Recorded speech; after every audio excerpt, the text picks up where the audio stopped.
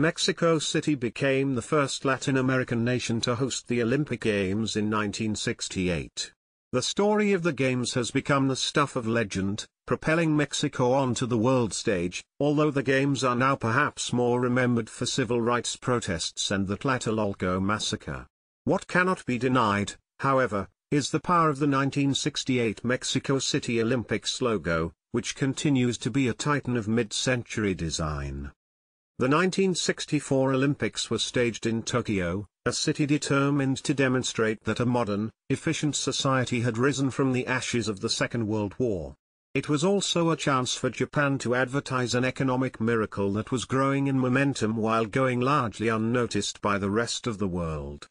One problem for the Tokyo Games was that Japanese, the national language of only one country, with its own writing system, would make navigating the city a nightmare.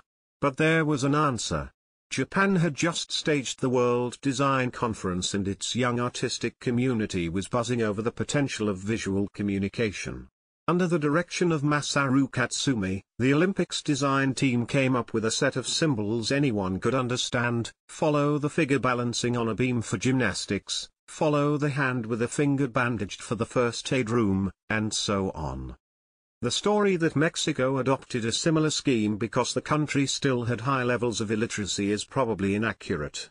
Back in 1968, the Games were never expected to attract the illiterate poor. It was simply that the Japanese experiment with symbols had been so successful that future Olympics could hardly not adopt the idea. The task of designing the new symbols cannot be separated from the total branding of the Games, and supervising all this work fell to the architect Pedro Ramirez Vázquez. Fresh off completing his masterpiece, the National Museum of Anthropology, Vázquez already had a vision for the Games.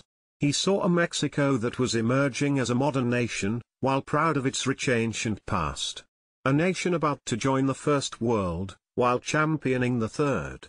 There was, as he would say in interviews, no place for sombrero-clad figures sleeping under a cactus. As the Tokyo Olympics closed, Ramirez Vázquez started to put together the core of his team. The 1964 World's Fair in New York, where Ramirez Vázquez had worked on the Mexican Pavilion, would have a considerable influence on recruitment. The artist Eduardo Terrazas would be recruited from that team. It was also in New York that Vázquez was introduced to a young Latvian-born American named Beatrice Trueblood. Trueblood came to Mexico to design the official book of the newly opened Museum of Anthropology and stayed on for the Olympics, where she would be in charge of publications. Lance Wyman was also at the New York Expo, working on the graphics for the Chrysler Pavilion, although he does not appear to have met the Mexican contingent.